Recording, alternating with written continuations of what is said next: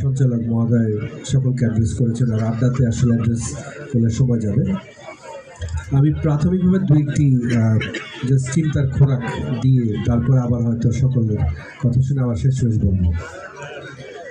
এই কল্যাণ রাষ্ট্রের মূল ভিত্তি কোথায়, মূল লক্ষ্য কী? দ্বিতীয় বিশ্বযুদ্ধের আগে কল্যাণ রাষ্ট্রের আসলে ধারণা ছিল না। দ্বিতীয় বিশ্বযুদ্ধের যে অ্যাট্রসিটি, জনমানুষের উপর যে অমানসিক নির্যাতন এবং যে সকল অ্যাট্রসিটিগুলো হয়েছে, তার ভিত্তিতেই নানা ধরনের মানবিক বিপর্যয় বিভিন্ন দেশে দেশে, বিশেষ করে যারা যুদ্ধে লিপ্ত ছিলেন তাদের মধ্যে এসেছে। তারপর থেকে সবার চিন্তা আসলো যে এক দেশ আরেক দেশের সাথে যুদ্ধ বিদ্রোহ না করে বরং শান্তিপূর্ণ সহাবস্থানের মধ্যে যদি থাকা যায় তাহলে সম্ভবত ভালো থাকার সুযোগ আছে। এখন শান্তিপূর্ণ সহাবস্থানের উপায় কি? শান্তিপূর্ণ সহাবস্থানের উপায় হচ্ছে নতুন একটা টার্মিনোলজি কয়েন করতে হবে, যেটি আসলে আমাদেরকে সকলকে নতুনভাবে ভাবতে শেখাবে। আপনারা জানেন যে অর্থনীতিতেও এই কল্যাণ বা সোশ্যাল ওয়েলফেয়ার এই কথাটা অনেক পরে যুক্ত হয়েছে, অ্যারাউন্ড 1940s পরে।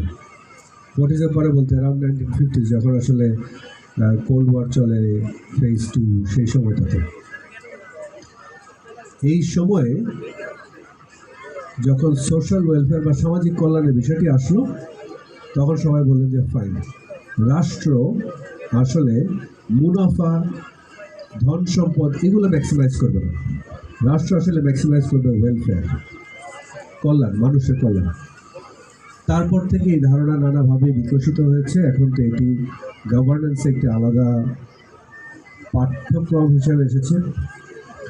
মূলত সোশ্যাল ওয়েলফেয়ারে বা সোশ্যাল ওয়েলবিং বা সামাজিক কল্যাণ বা সমাজ কল্যাণের যে জায়গাটি তৈরি হয়েছে, সেখানে আপনি রাষ্ট্র কাঠামো যদি দেখেন, তিনটা জিনিসকে আপনি মোটা জায়গায় দেখতে পাবেন। একটা হচ্ছে দি গভর্নমেন্ট ইটসেলফ, সরকার, আর এটি হচ্ছে বেসরকারি প্রতিষ্ঠানসমূহ বা প্রাইভেট সেক্টর, আরেকটি হচ্ছে সিভিল সোসাইটি বা যেটিকে আমরা বলি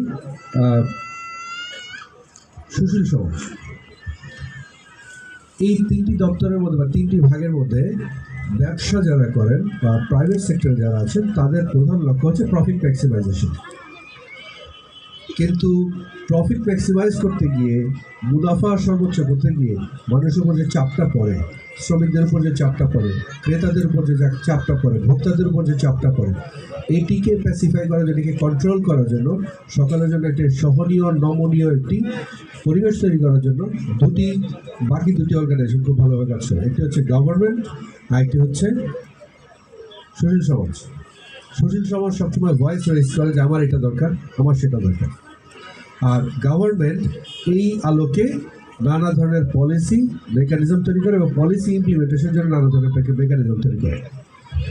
আমরা যদি কল্যাণ রাষ্ট্রের কথা বলি এবং এই গভর্নমেন্টের ভেতরে যে পুরো মেকানিজমের কথা বলি, এই মেকানিজমটা কি আসলে শুধুমাত্র সমাজ কল্যাণ মন্ত্রণালয়, শুধুমাত্র কি সমাজ সেবা?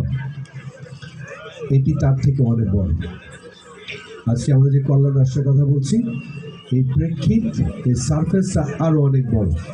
গভর্নমেন্টের ভিতরে একটা মন্ত্রণালয়, একটি দপ্তর, সংস্থার বাইরেও সকল দপ্তর, সকল সংস্থা, সুশীল সমাজ এবং আমাদের প্রাইভেট সেক্টর, সকলকে নিয়ে আসলে এই ওয়েলফেয়ার।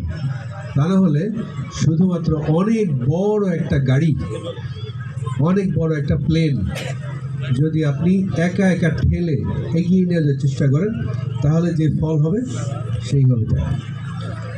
আমরা আজকের এই আয়োজন নানা কারণে গুরুত্বপূর্ণ। আজকের এই কল্যাণ রাষ্ট্রের কথাগুলো উঠে আসছে কেন? আমরা আড্ডায় বসেছি কেন? উন্মুক্তভাবে চিন্তার সুযোগ পাচ্ছি কেন? কেননা আমরা জুলাই বিপ্লব, বৈষম্য বিরোধী গণ অভ্যুত্থানের মাধ্যমে একটি সময় পেয়েছি, যেই সময়ে আমরা আলোচনা সভাকে আসলে আড্ডায় নিয়ে আসতে পেরেছি।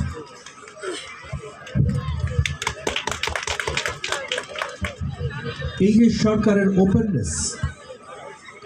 ওপেননেস, এই ওপেননেসটি আসলে সবচেয়ে বড় দরকার।